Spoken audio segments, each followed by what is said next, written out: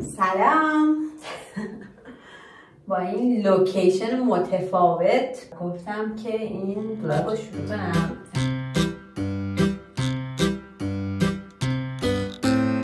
خب چرا گفتم اینجا ویدیو رو شروع کنم؟ بخاطر اینکه احساس کردم نور خوبه، فقط تنها دلیلش همینه و هیچ دلیل دیگه نداره. امشب شب یلداست و میدونید دیگه، اونایی که چندین سال منو میشناسن دیگه حتما میدونن تولد من 29 آذر، یعنی دیروز، روز قبل از یلداست و از این بابت ما هر سال یه درگیری ذهنی داریم که چجوری جشن بگیریم، بالاخره کیو جشن بگیریم، شب یلدا رو جشن بگیریم یا تولد من جشن بگیریم یا دوتاشو با هم یکاسه کنیم. معمولا هم این باعث میشه که هیچ کدوم درست حسابی جشن نگیریم. حالا امسال که ما اینقدر خوشحال بودیم، گفتیم که بعد از چندین سال بالاخره شب یلدا ما بابای سیامک اینجا و میتونیم یه جمع دور همی خانوادگی داشته باشیم. امسالم از شانس ما به خاطر که سیامک خیلی دیر از سر کار میاد، شب حدودا ساعت 9:30 اینا میرسه خونه، امکان این که دور هم جمعشیم نداریم، به خاطر که فردا روز کاره، روز مدرسه است. بچه‌ها شب مثلا سیامک میاد نیم ساعت بعدش میخوابن و دیدیم که اگر که برنامه شب یلدا بگیریم و اینا، هم خواب اونا دیر میشه، همین که اصلا خودمون انرژیشو نداریم. وقتی که سیامک میرسه خونه دیگه هممون تقریبا اون آخرای باتریمونه و دیگه داریم به زور خودمون رو میکشیم. خلاصه گفتیم شب یلدا رو بندازیم به آخر هفته. دقیقاً عین همین ماجرا برای تولد من اتفاق افتاد دیشب، چون که واقعا نبود که مثلا من با بچه‌ها بخوام جشن، البته مامان بابای سیامک لطف کردن و یه سر بهمون زدن، ولی در حال جشن اصلی تولد هم افتاد برای آخر هفته.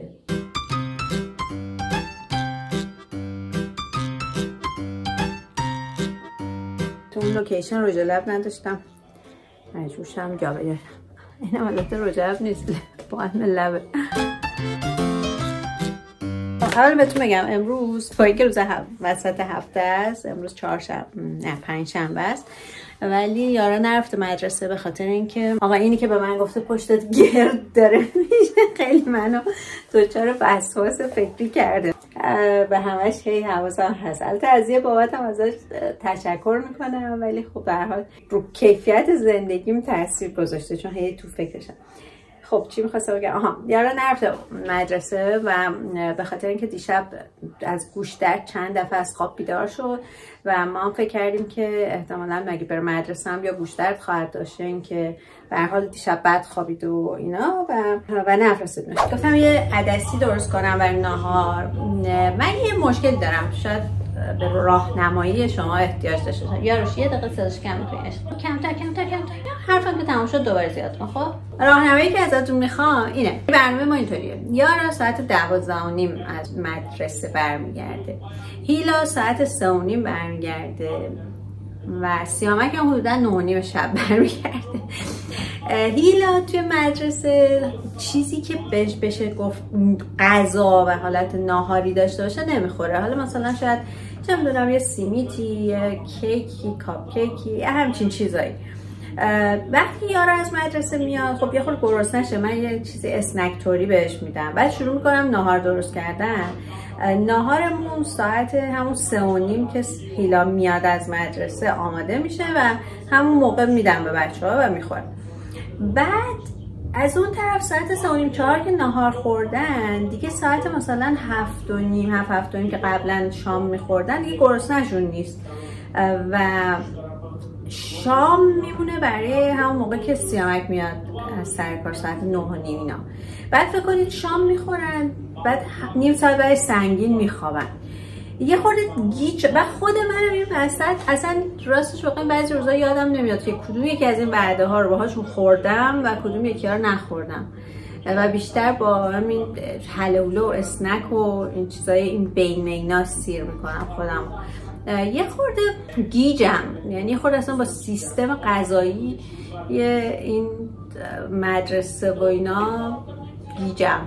شما اگه جای من بودید چه شکلی این ریتم غذایی خانواده رو حفظ می‌کنید؟ مثلا خود ترک‌ها اگه بخوام بهتون مثال بزنم اینجوریه که به بچه‌هاشون یه چیزی مثلا کفته‌ای، توست، مثلا سوجوک، یه چیز نسبتاً سنگین پروتئین دار همون موقع ناهار ساعت 12:30 اینا میدن و بعدش دیگه شام شبشون رو خانوادگی ساعت 7:30 اینا میخورن. ظهر هم شاید مثلا یه چیزی مثلا سوپ بخورن یا اون میان وعده به بچه‌هاشون بدن ساعت مثلا 2-3 یه سوپی چوربایی چیزی. حالا من مشکل اینه که بچه‌های ما سوپ و موپ و اینا رو هم نمیخورن هم به عنوان غذا انقدی نمیخورن که سیرشون کنه. بعد اگر که مثلا یه سوپی چور، مثلا الان دارم عدسی درست میکنم ولی میدونم که این عدسی رو انقدر نمیخورن که سیر شن و بعد انگار یه احساس بهم دست میده که انگار بچه‌ها رو مثلا تا شب گرسنه نگه داشتن. حالا میوه و این چیزا اون لابلا میخورن، بعد یه دفعه میرن سراغ هله هوله خوردن، مثلا بستنی، کیک، فلان این چیزا. خیلی دچار اینجوریم و عذاب وجدان مادری شکم از نظر تغذیه بچه‌ها رو دارم در این زمینه، یعنی نه همه زمینه‌ها، اگر که مادر خیلی خوبی نمیدونم. خلاصه شما یک جمع بودین این ریتم غذای خانواده رو چه شکلی تنظیم می‌کردید؟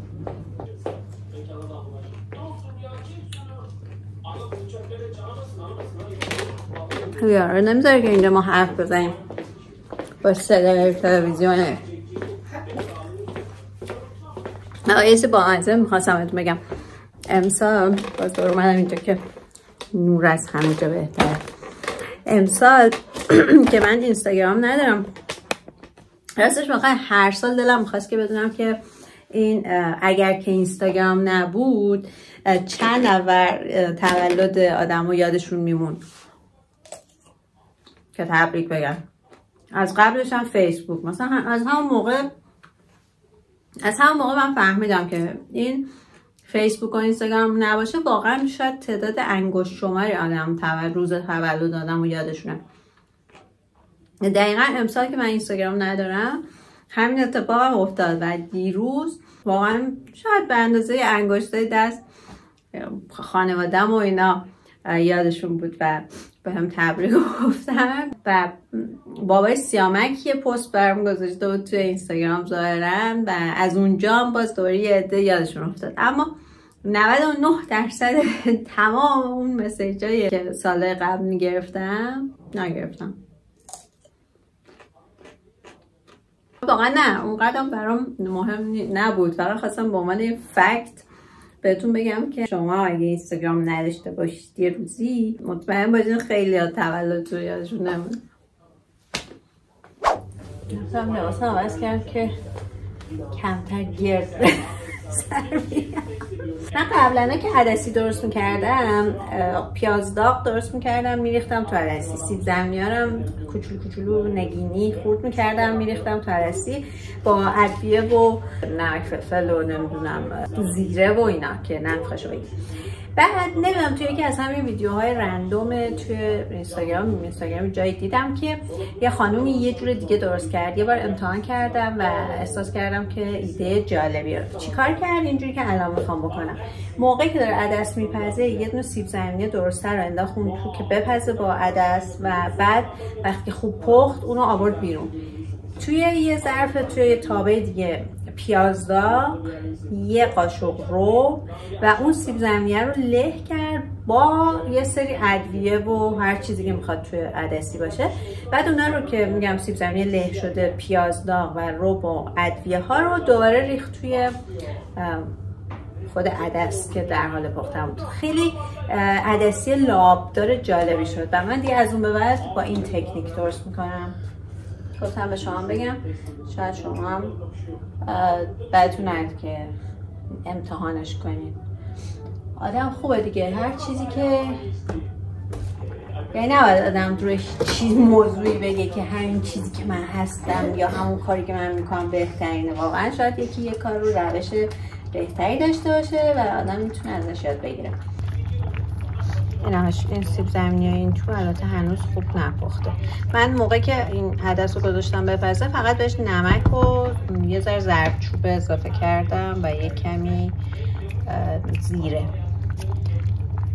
الان این تو پیاز داغ آماده دارم، رب هم میریزم، سیب زمینی رو میارم له میکنم، فلفل و اینا و دوباره پیاز داغ که دخترم هم درست کرده بود، مامانم اینا اومدن برام فرستاده بود، فقط اینقدر ازش مونده.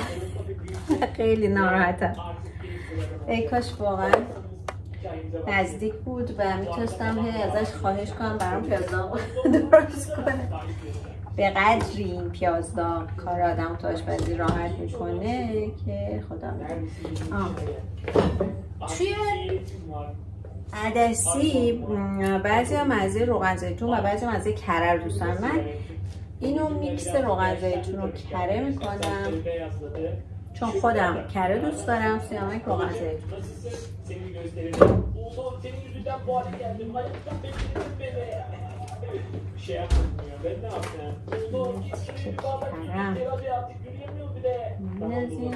اینم بهتون یاد بدم، من کره که میخرم چیز میکنم، کره رو هم اول تا نرمه قبل از اینکه بذارم توی فریزر این شکلی کیوب کیوبای انقدی ازش درست میکنم، بعد میذارم توی ظرف این شکلی.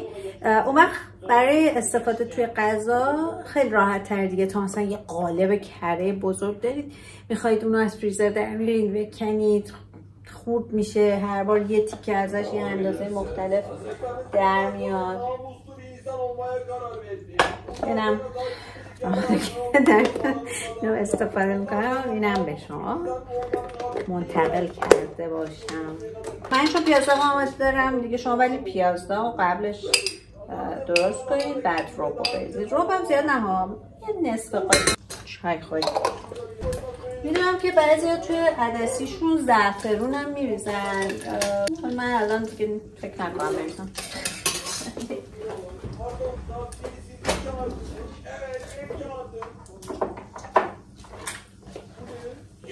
فلفل سیاه، فلفل قرمز، هر چیزی که دوست دارین. یه ذره رو سیب زمینی و ادویه. سیب زمینی هم که دیگه خوب پخته و راحت له میشه. عدسی هایی که بیرون تجریش مجریش میکنید خیلی لاب داره، من فکر کنم اونا هم از همین روش درست میکنم. حالا که نکات عدسی رو دارم بهتون میگم، اینم چون فکر میکردم خیلی واضحه نگفتم، ولی من توی عدسی یه قرص آب قلمم میندازم. اون هم خوشمزه ترش میکنه، هم مغذی ترش میکنه. ولی اگر که آب قلم احیانا نداشتین، به جای نمک میتونید، یه دوستی من داشتم اون اینجوری درست میکرد، قرص آب مرغ، اصلا همین چیه، قرص استاک مرغ یا گوشت و اینا میریخت. منتها اگه از اونها استفاده کنید حواستون باشه که دیگه نمکش رو یه جوری کنترل کنید که شور نشه، چون اونا معمولا نمک داره.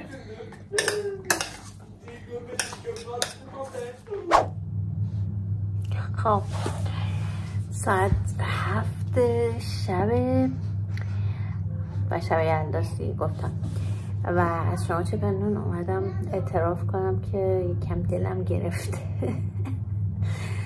خیلی جالبه دیشب که با اینکه تولدم بود ولی مثلا همچین احساسی نداشتم، ولی شب یلدا انگار که واقعا آدم یه نیاز درونی داره که دور هم باشه، محیط گرم باشه. شب یلدا با هم شب یلدا، هم عید، هم چهارشنبه سوری، اینجور مناسبت ها با تنها بودن منافات داره واقعا. مثلا واسه همینه که نمیدونم دلم گرفته.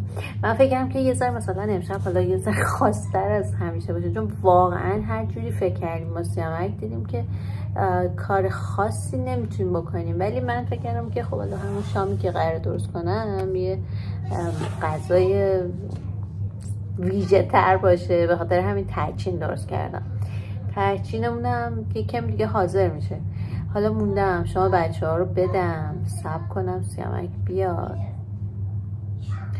نمیدونم، گفتم این بچه زندگیرم بهتون نشون بدم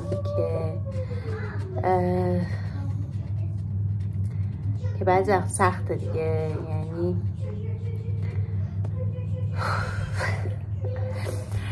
یه بعدی مهاجرت اینه که مناسبت های اون کشور با مناسبت های شما، مناسبت هایی که براتون مهمه، رو هم نمیافته. مثلا تو ایران به هر حال همه سر کار زودتر میرن خونه شب یلدا، به خاطر اینکه همه درک میکنن، همه میدونن که شب یلداست دیگه. ولی اینجا شب یلدا که ندارن. مگه نه یارو؟ سلام. آی وای گرسنته؟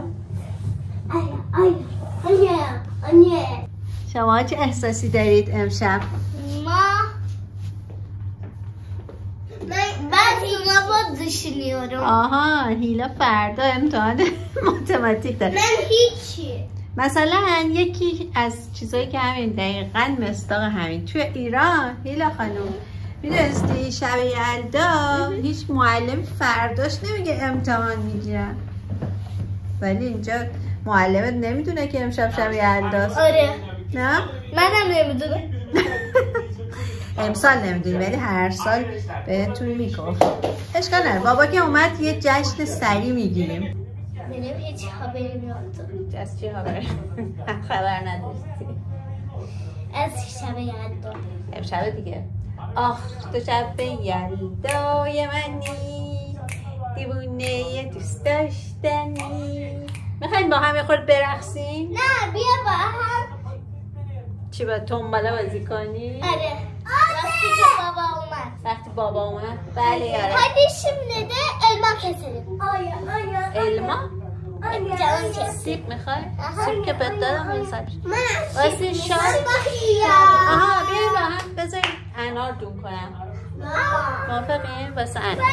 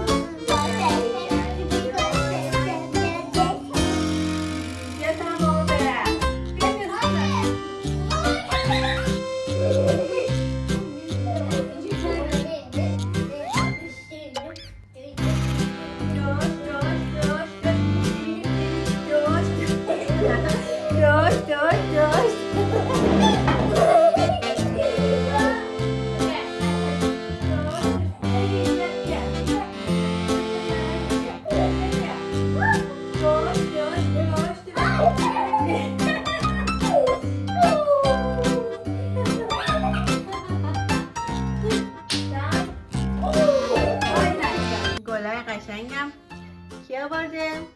بابا. نه نسرین جان دلیلی برای تولد من، ولی خیلی چیق داره. چیق داره. رای بردار کوچولو مایی. تحچینمونم در حال آماده شدنه. بهترین نکته شب یلدا امسال مثلا که تحچین با سالاد شیرازی. ساعت ببینین تو رو خدا 20 دقیقه به 10 سیامک تازه 5 دقیقه است رسید. بالاخره تونستم تحچین رو گرم نگه دارم. یاد ترافیک مدرس افتادم، تصادفم شده بود. یلدا مبارک. یلدا مبارک. برای به هر حال ما یه شمع و گل و پروانه‌ای روشن کردیم. بابا چیز میخوای؟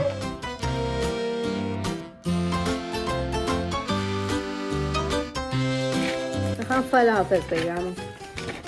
یه لحظه سکوت رو رعایت کن. خیلی جون این مهمه قسمتش. قسمت مراسم از همه مهم. ایلا بچه میدونین چی باید بگیم؟ ای حافظ شیرازی تو که محرم هر رازی فرما نظر اندازی حافظ امشب بابا یه دقیقه بده میخوام فایل بگم.